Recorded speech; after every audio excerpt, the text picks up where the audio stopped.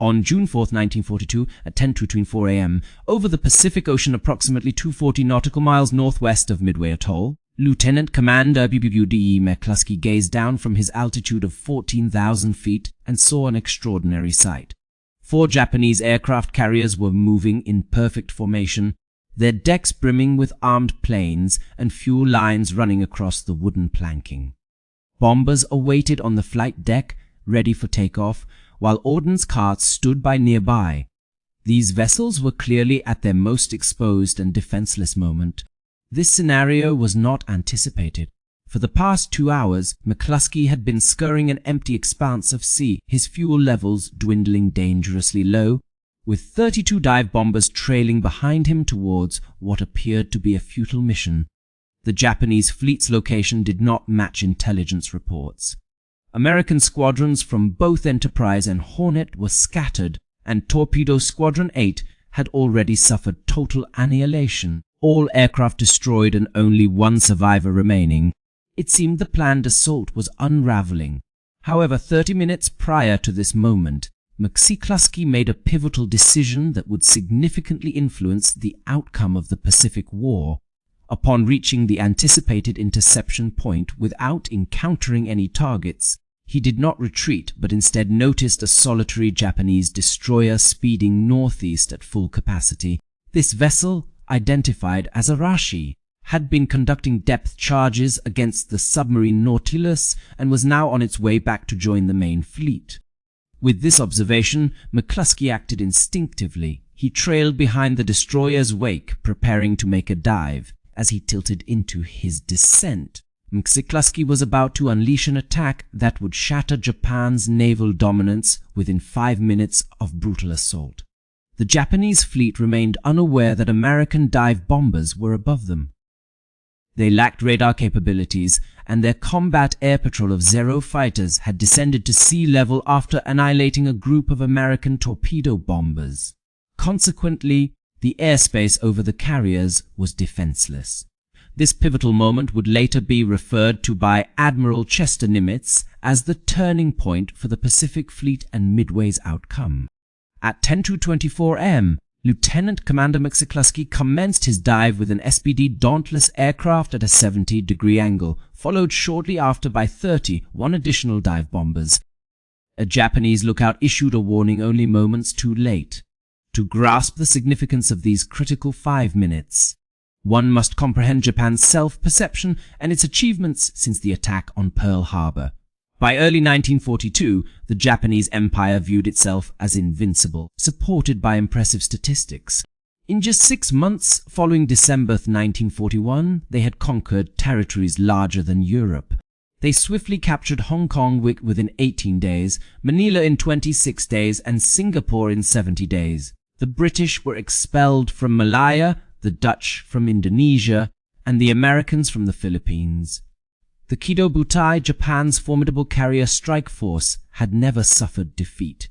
It obliterated 5 American battleships at Pearl Harbor and conducted raids on Darwin and Australia. Its presence brought devastation everywhere it went, with pilots boasting unmatched combat experience in the world. Combat veterans from China since 1937. Their Mitsubishi Zero fighters outmatched all Allied aircraft in the Pacific theater. Torpedo bombers and dive bombers proved exceptionally lethal against enemy targets. Japanese naval strategy stressed the offensive mentality, prioritizing attack over defense, with victory seen as inevitable due to superior training and fighting spirit. The concept of Yamato Damashi, or the indomitable spirit of Japan, was believed to offset any material deficiencies. Officers held the conviction that their forces were unmatched by American counterparts in terms of skill, experience, dedication, and willingness to sacrifice for the emperor. Admiral Isoroku Yamamoto, Commander-in-Chief of the Combined Fleet, devised the Midway operation to build upon the success of Pearl Harbor. The plan was ambitious yet meticulously designed. A diversionary assault on the Aleutian Islands would divert American attention northward while the main fleet, comprising Japan's largest assembly of warships ever, advanced towards Midway Island for a decisive confrontation. This force included 4 heavy carriers, 2 light carriers, 11 battleships, 16 cruisers, 46 destroyers, and 15 submarines. The carrier units, Kaga, Akagi, Soryu, and Heryu, fielded 2-48 aircraft manned by the world's most seasoned naval aviators. The battleship Yamamoto, flagship of the combined fleet, weighed in at a staggering 72,000 tons with 9 massive 18-inch guns, the largest naval artillery ever constructed. Opposing this formidable armada were American forces consisting of 3 carriers, 8 cruisers, and 15 destroyers. Despite sustaining damage during the Battle of Coral Sea, forcing the Yorktown to undergo extensive repairs that should have taken 3 months, U.S. Navy engineers managed to make her seaworthy in just 3 days, allowing her to participate once more in the upcoming battle. Despite being outnumbered in every aspect except for intelligence, the American forces were aware that the Japanese were advancing toward them. Commander Joseph Rochaper and his team of codebreakers at Hypo Station in Pearl Harbor had managed to decipher the Japanese naval communications. This revelation provided crucial details. Midway was the intended target, with June 4th marking the anticipated arrival date. They also knew the exact configuration of the Japanese fleet and its planned route. Admiral Nimitz strategically positioned his carriers northeast of Midway, concealed and ready for an ambush. However, having knowledge of the enemy's movements did not ensure a successful outcome. The initial American offensive on June 4th was devastating. Fighters from Midway's Marine Corps were decimated by Japanese Zeros. Army B-17 bombers, attacking at high altitude, failed to register any hits. Of the 5 marine dive bombers that pressed their attacks, all but 1 were shot down in flames. Torpedo bombers dispatched separately from each of the 3 American carriers lacked fighter escort and coordination during their assault. Squadron VT-8 launched from Hornet was entirely obliterated. Out of 15 planes, only George Gay managed to survive, drifting alone in the Pacific Ocean as he witnessed the ensuing chaos. Of the 41 torpedo bombers that engaged the Japanese carriers, only 6 returned safely, none having scored a hit with their torpedoes. The attacks appeared both reckless and fruitless as Japanese Zero fighters descended from above, firing their devastating 20 mm cannons at the slow-moving, outdated TBD Devastators. Black bursts of anti-aircraft fire filled the sky as American torpedoes, hampered by technical flaws, either sank beneath their targets or failed to detonate. From the bridge of the carrier Akagi, Commander Mitsuo Fuda observed the unfolding American assault with a blend of disdain and admiration. Having spearheaded the Pearl Harbor operation and commanded the air group responsible for sinking battleship Rao, Fuda possessed an unparalleled understanding of aerial combat. The bravery displayed by the crews of American torpedo bombers was noteworthy, yet their efforts proved ineffective. Not even a single carrier sustained damage. To Fuda's perspective, it seemed like the Americans were squandering their aircraft and personnel without achieving any tangible results. What he did not foresee was that these seemingly futile suicide missions served a significant purpose. They lured Japanese combat air patrol units down to sea level. Numerous Zero fighters descended over the water to engage the remaining American torpedo bombers in dogfights, focusing solely on the immediate threat below. As a result, all Japanese fighter pilots were preoccupied at lower altitudes, leaving the skies above unguarded. At 10:20 a.m. aboard Akagi, Admiral Chuichi Nagumo issued the command for launching a counterstrike against the American carrier fleet. With scouts having finally pinpointed the location of the American forces, Nagumo planned to obliterate them. On Akagi's flight deck stood 36 aircraft primed and ready for launch. Dive bombers and torpedo planes alike were fully armed and fueled, poised to inflict severe damage on their American counterparts. Meanwhile, another 30 planes waited in similar readiness aboard Kaga. On Soryu's date, another 21st occurred. Admiral Nagumo commanded a counterattack force comprising 87 aircraft, sufficient to obliterate all American carriers. He felt assured as his carriers had just withstood significant assaults, and his pilots had downed numerous enemy planes. It was now their turn to retaliate. The large carriers started positioning themselves into the wind for launching aircraft. In 5 minutes, every plane would be airborne. This marked the beginning of the American carrier fleet's demise. However, Lieutenant Commander McClusky's radio transmission altered everything attack. He initiated his dive at 10:0224 a.m., followed by 31 more Dauntless bombers diving from an altitude of 14,000 feet at speeds exceeding 260 mmf, descending at angles close to 70 degrees. The Japanese were caught off guard. Their anti-aircraft guns, which had decimated the low-flying torpedo planes, couldn't adjust quickly enough for these high-altitude bombers. Similarly, Zero fighters were far too distant and below optimal altitude to intervene effectively. Moreover, the Japanese carriers, having just aligned themselves for launch operations, lacked maneuverability and presented ideal targets. At 500 feet, the pilots released their payload's 500-pound armor, piercing bombs with delayed fuses designed to penetrate a vessel's deck before exploding. The bombs fell freely for 4 seconds before striking their targets. These critical moments ultimately determined the course of the war. At precisely 10:25 a.m., the first bomb hit Kaga, landing just beyond its island's superstructure. This impact ignited aviation fuel and armed ordnance on the flight deck. A second bomb struck near the forward elevator, while a third impacted the port side. The fourth bomb hit the bridge, killing Captain Jaku Okada along with most of his senior officers. Within 60 seconds, Kaga had transformed from an imposing warship into a scene of devastation. Meanwhile, Lieutenant Richard Best's group of 3 planes dove on what was initially identified as a Kaji, but turned out to be Kaguru due to confusion among the formations. Best recognized the error and pulled his wingmen away from their dives just in time, redirecting them towards the second carrier. His bomb hit a Kaji dead center amidships, penetrating the flight deck and exploding within the hangar deck. This detonation triggered a chain reaction, setting off torpedoes and bombs stored below. Secondary explosions tore through the ship. Commander Fida, stationed on Akaji's bridge, heard the scream of incoming dive bombers moments before impact. He looked up to see 3 black aircraft diving towards his vessel. A chilling silence enveloped the ship for an instant. The first bomb struck, sending a powerful blast that lifted him off his feet. Smoke and fire burst from the hangar deck. In terror, he witnessed Kaga and Soryu ignite into flames. 3 carriers burning simultaneously was an indescribably horrific sight. Lieutenant Commander Max Leslie led 17 planes in a flawless assault on Soryu.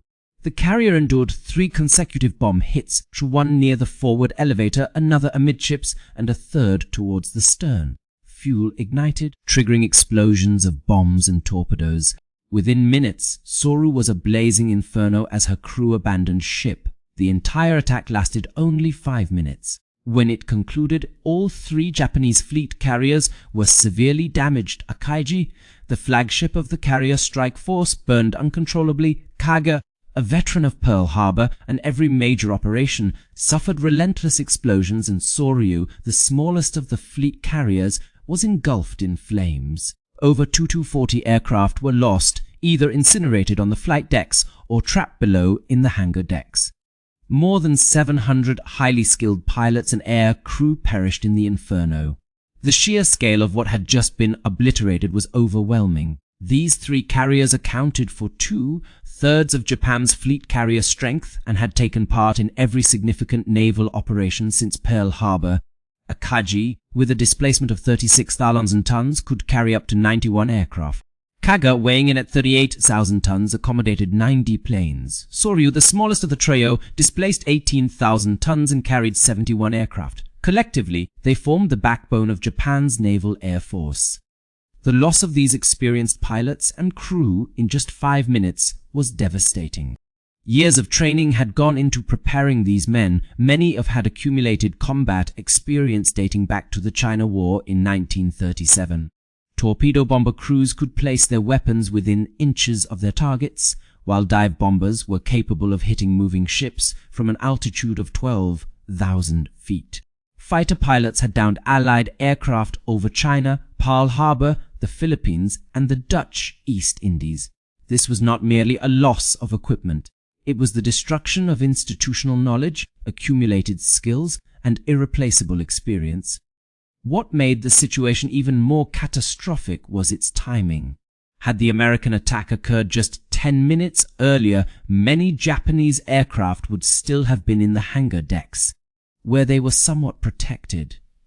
Conversely, if the assault had come 10 minutes later, most of the planes would have been launched, leaving the carrier decks relatively clear. However, the American dive bombers arrived at precisely the worst possible moment.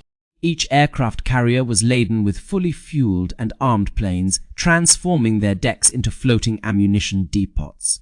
After the initial explosion, Admiral Nagumo tried to retain command from Akaji's bridge, but the situation rapidly deteriorated as fires spread uncontrollably. By 10:46 a.m., smoke had engulfed the bridge, forcing him to abandon ship by climbing down a rope to escape the inferno. His staff followed suit and transferred to the light cruiser Nagara, from where they could only witness helplessly as their striking force was consumed by flames.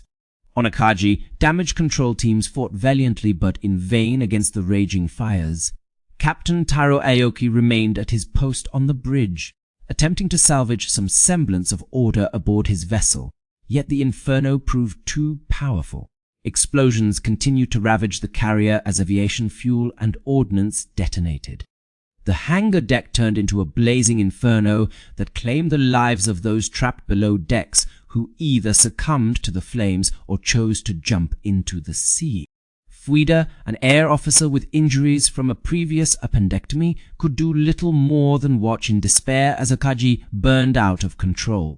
Captain Fuada had informed him earlier that they could not remain on the bridge much longer due to the intense heat and smoke. The carrier that spearheaded the attack on Pearl Harbor ultimately succumbed to the inferno, claiming 2T-67 lives. Kaga faced a similar fate.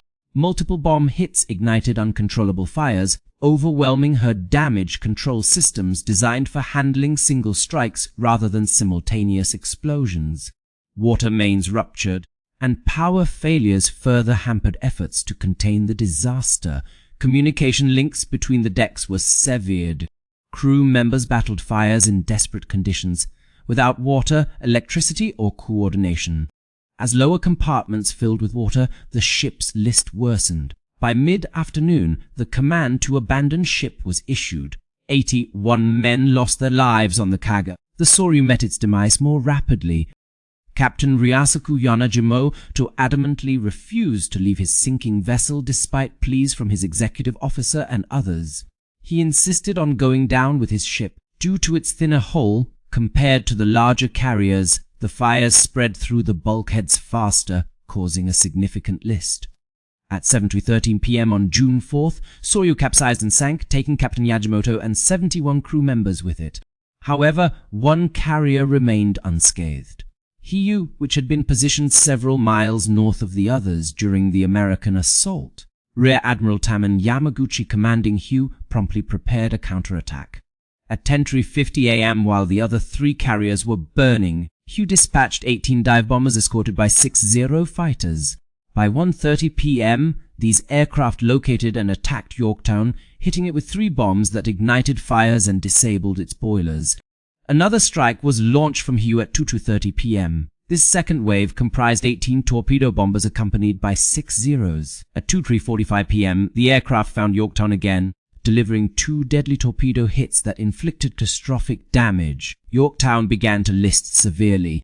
At 3:00 p.m., Captain Elliot Buckmaster issued the order to abandon ship. The carrier that had been hastily repaired within 72 hours and played a critical role in the strike against 3 Japanese carriers was now motionless in the water. However, American retaliation did not take long. Scout planes from Yorktown spotted Hiyu. Dive bombers from Enterprise launched an attack at 5:00 p.m. with 24 Dauntless aircraft targeting the final Japanese carrier. 4 bombs struck her, 2 near the forward elevator and 2 amidships. Fires rapidly broke out, fueled by ignited aviation fuel. The hangar deck became a roaring inferno of flames. By 6:30 p.m., Hiyu was engulfed in uncontrollable fires. Her flight deck was a chaotic tangle of burning metal. Admiral Yamaguchi chose to remain aboard his flagship rather than abandon it alongside Captain Tomoko Kaku. Both preferred death over the dishonor of survival after such a devastating defeat.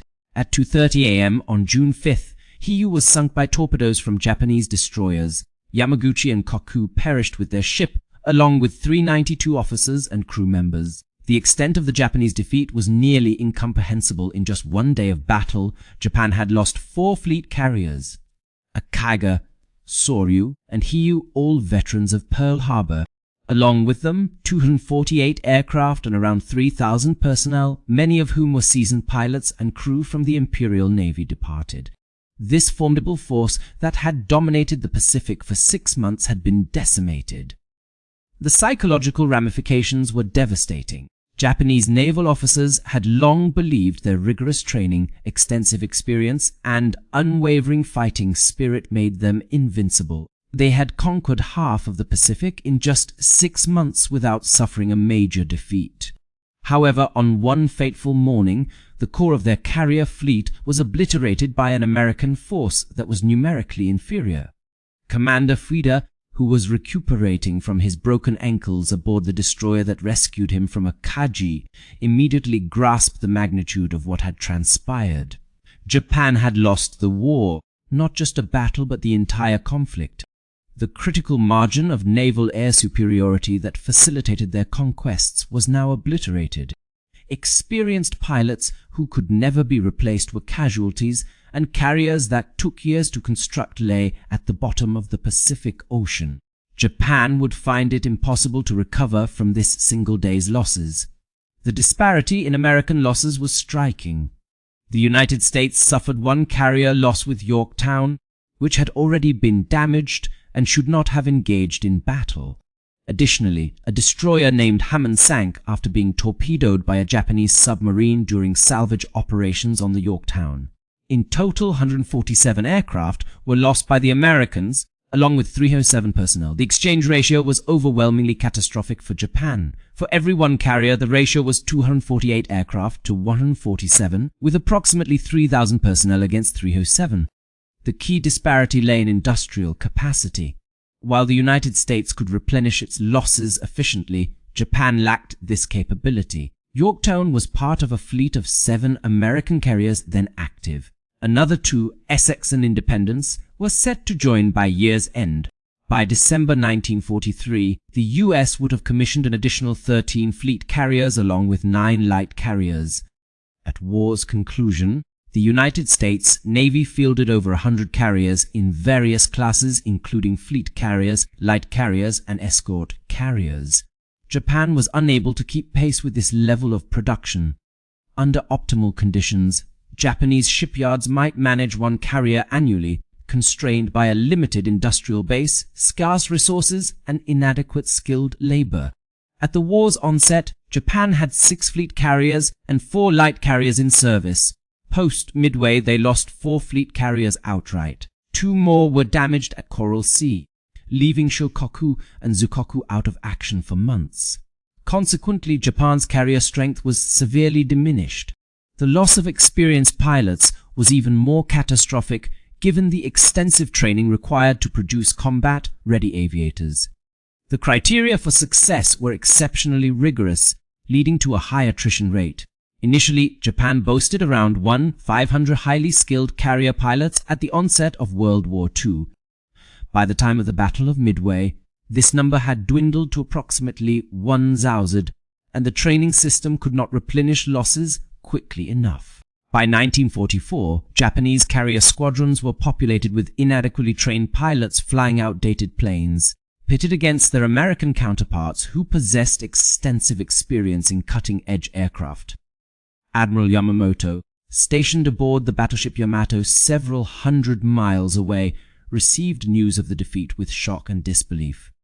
He had orchestrated a formidable fleet comprising more than 100 vessels for the Midway operation, which was Japan's largest naval deployment ever. His objective was to obliterate the American carriers. Instead, it was his own carrier force that suffered catastrophic losses. At 2:55 a.m. on June 5th, Yamamoto issued an order to abandon the Midway operation and retreat. The invasion fleet began its journey back home. This withdrawal was a humiliating affair.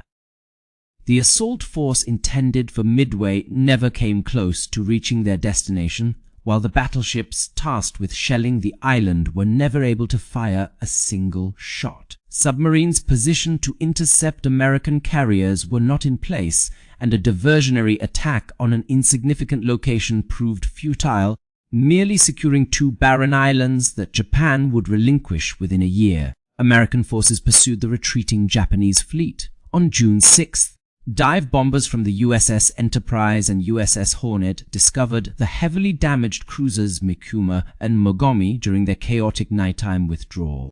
The collision between these ships had slowed Mikuma to just 12 knots. American dive bombers launched repeated assaults.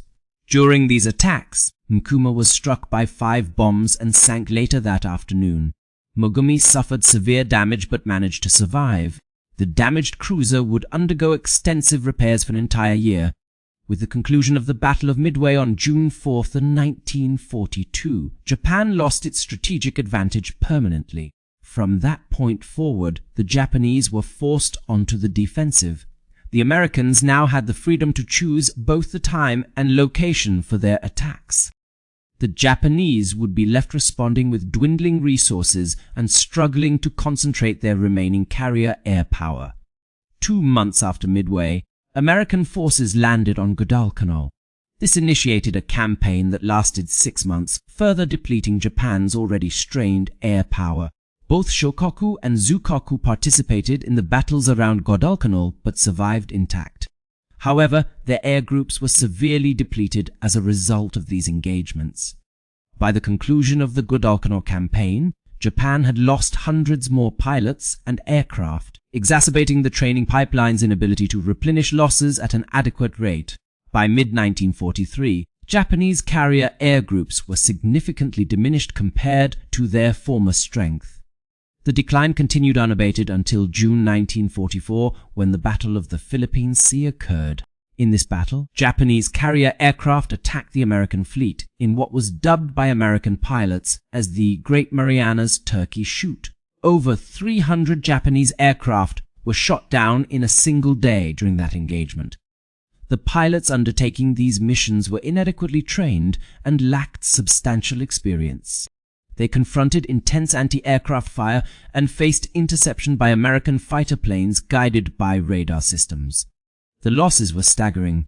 By October 1944, during the Battle of Leyte Gulf, the Japanese carrier fleet made its last appearance as hollow shells. These carriers carried very few aircraft and no seasoned pilots to operate them. They served as decoys, sailing northward to divert American attention while Japanese battleships attempted to attack Allied invasion forces on the beaches. The ruse was successful. Admiral William Halsey pursued the Japanese carriers, but American escort carriers and destroyers thwarted the Japanese battleship assault. The ships that had acted as bait were subsequently sunk by American airstrikes, yet it made little difference since they possessed no aircraft to deploy. Japan's path toward defeat from Midway onward was clear and unavoidable.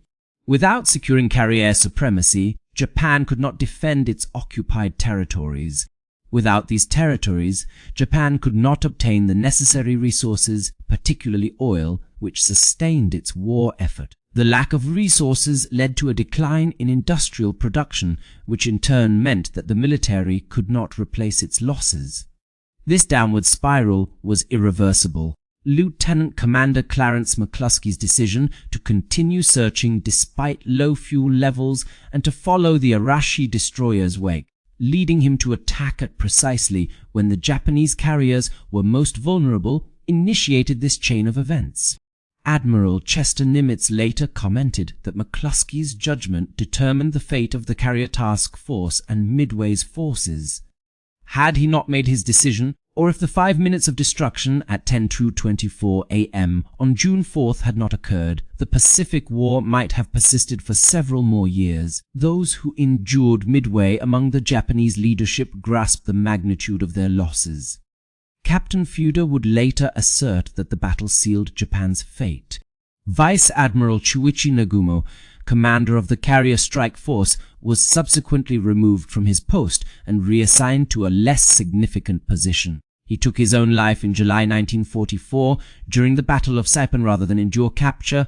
Admiral Taimon Yamaguchi, who perished aboard the Hiyu, was regarded as one of the most gifted officers within the Imperial Navy. His death left Japan bereft of a leader capable of mitigating the subsequent disasters. For American pilots involved in Midway, their triumph came with a heavy heart. Torpedo Squadron 8 suffered devastating losses, with only Ensign George Gay surviving out of 15 crews. Similarly, Torpedo Squadrons 6 and 3 from the Enterprise and Yorktown lost 10 out of 14 and 12 aircraft, respectively. The dive bomber squadrons also sustained casualties. Out of 115 American planes that attacked Japanese carriers on June 4th, 54 were destroyed. Victory had come at a steep price. Yet, those who survived understood they had accomplished something extraordinary. Lieutenant Commander McClusky, wounded in the shoulder by enemy fighters during his escape, managed to return to the Enterprise with barely 5 gallons of fuel remaining. Some pilots ran out of fuel and landed into the sea. 10 pilots from McClusky's group were never located, but the survivors knew what they had accomplished. They had crippled Japan's carrier strike force and altered the course of the Pacific War in favor of the Allies.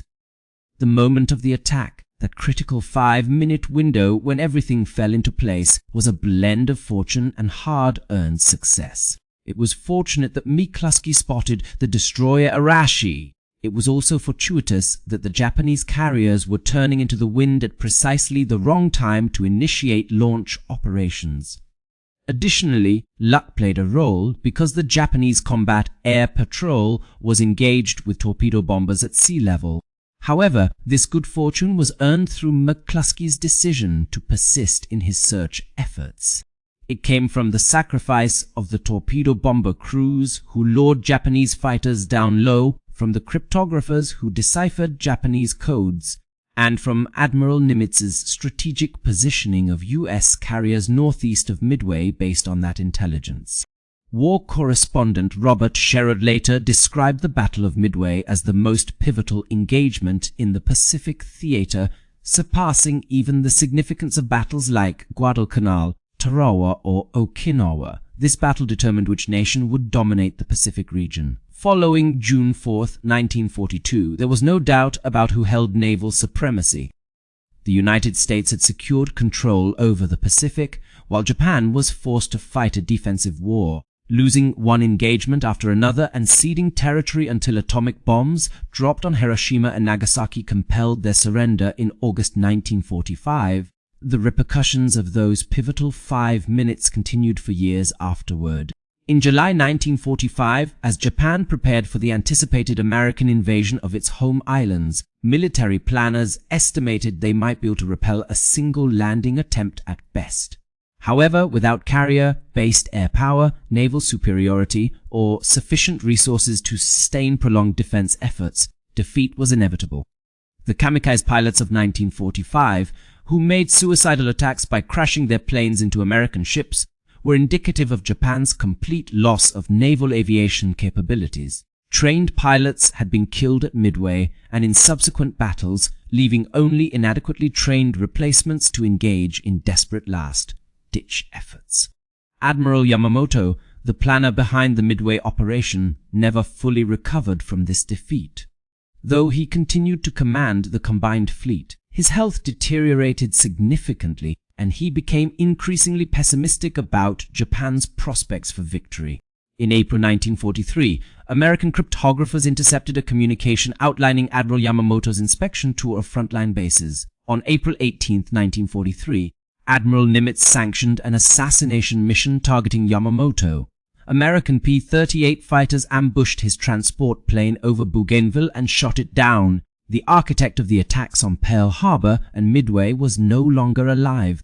His demise resulted directly from American code-breaking efforts, which had also contributed to their victory at Midway. The 5-minute period beginning at 10:24 a.m. on June 4, 1942, revealed crucial truths about modern warfare.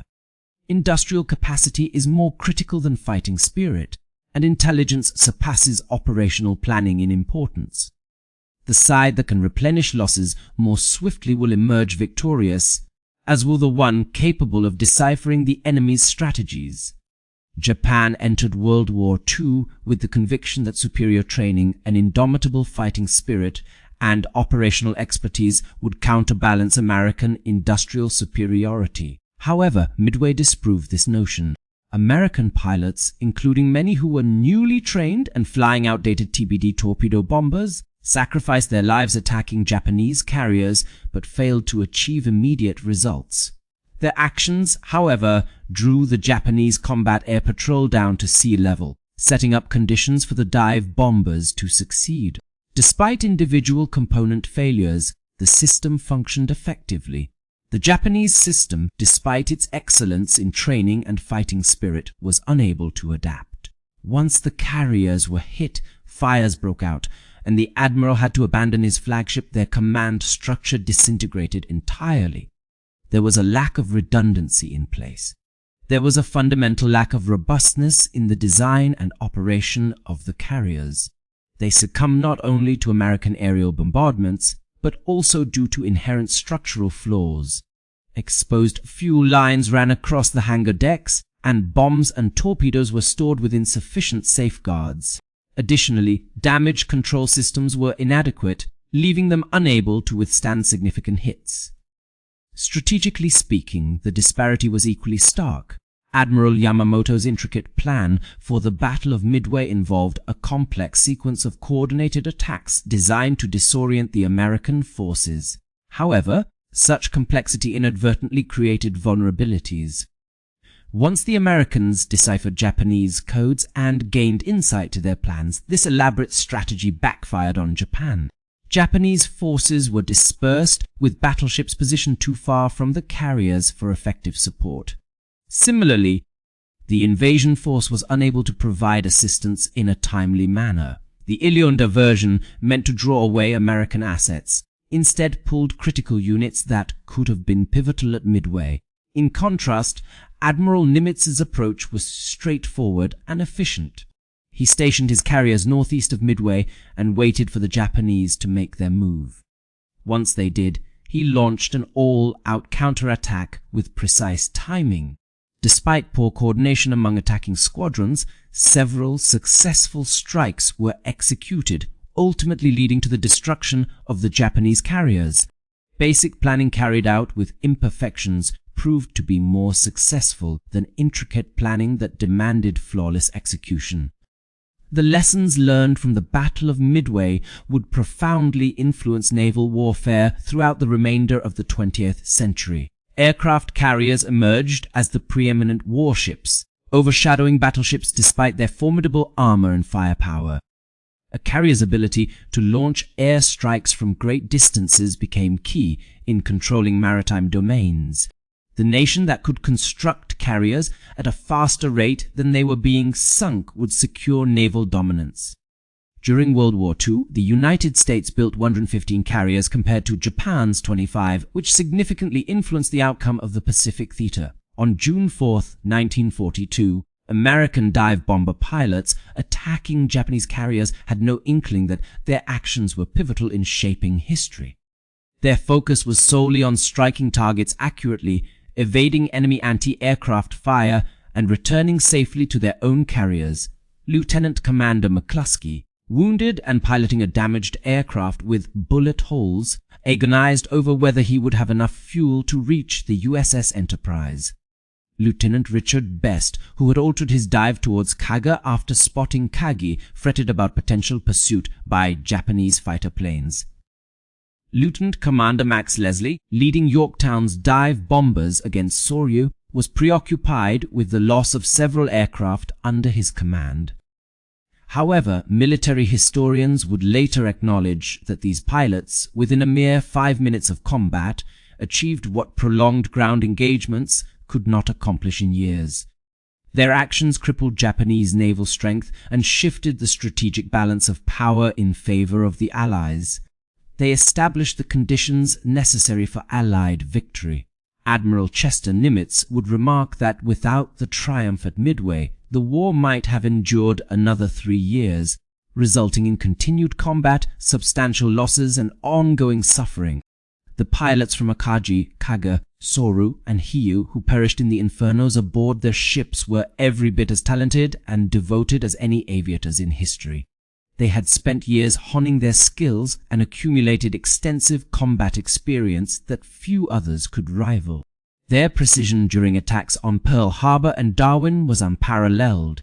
However, on June 4, 1942, they found themselves trapped on the decks of their carriers, unable to launch or defend themselves from incoming American bombs. Despite their remarkable abilities and unwavering dedication, these pilots were helpless against the sudden onslaught. Commander Fuda survived Midway with severely injured ankles but went on to serve as a staff officer for the remainder of the war.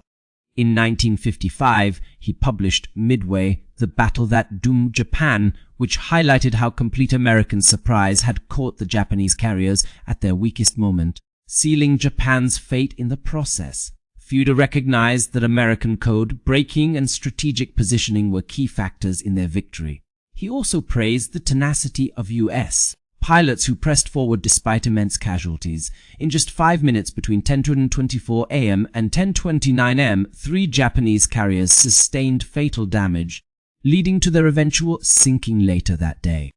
The 4 carriers involved in the attack on Pearl Harbor were all destroyed by the end of it, marking the annihilation of the force that had dominated the Pacific for 6 months.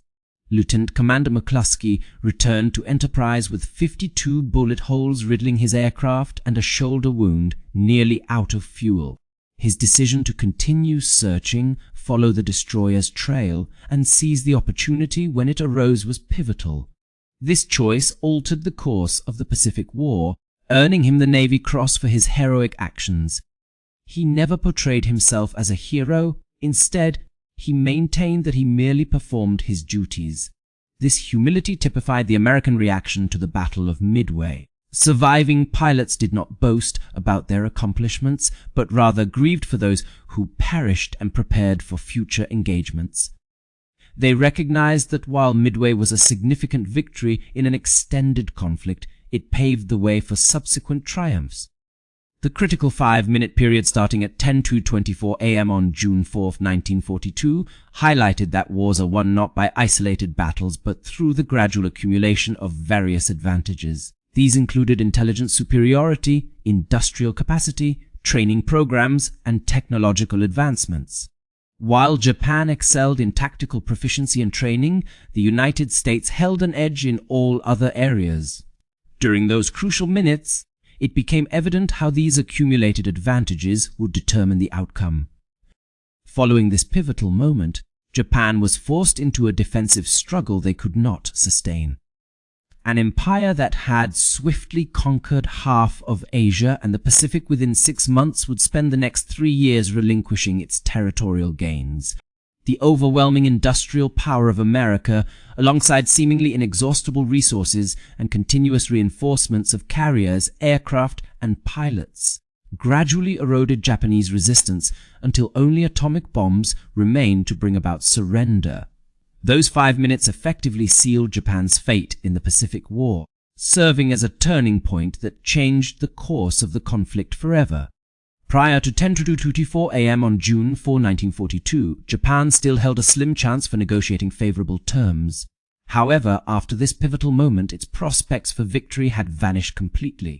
What transpired afterward was merely the unfolding of an unavoidable outcome. The explosives dropped on Akagi, Kaga, and Soryu within those 5 minutes did more than determine the Battle of Midway. They shaped the trajectory of the Pacific War. This triumph wasn't due to American superiority in valor or fighting spirit alone. The Japanese pilots who perished amidst the flames were equally as brave as any warriors throughout history. Rather, it stemmed from a combination of intelligence, preparation, industrial capabilities, and minor advantages that added up over time.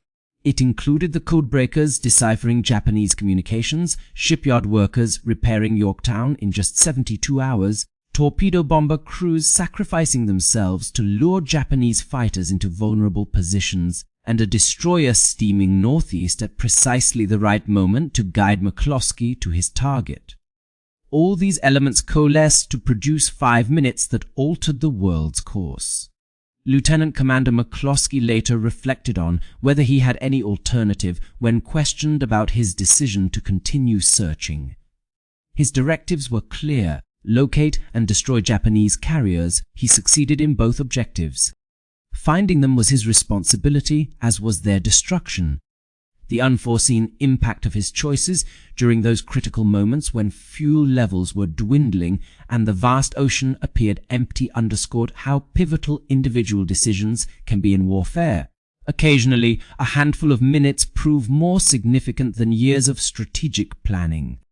A single pilot's decision to veer north rather than south at a crucial juncture might rewrite history. Akaiji, Kaga, and Soryu burned for hours before sinking beneath the waves. The infernos ignited at 10:24 a.m. could not be extinguished. Aviation fuel bombs and torpedoes stored across the ships continuously erupted into explosions. Bulkheads crumbled, decks bowed inward, and sailors trapped below deck perished either from fire or drowning as compartments filled with water. The mighty vessels that appeared impregnable in December 1941 were no more by daybreak on June 5, 1942. 5 minutes, the brief span it takes to brew a cup of coffee or traverse a city block. A momentous interval that can alter history forever. At 10:24 a.m. on June 4, 1942, Japan held a fleeting opportunity. By 10:29 a.m., this chance had vanished, consumed by the raging infernos aboard 3 aircraft carriers in the Pacific Ocean.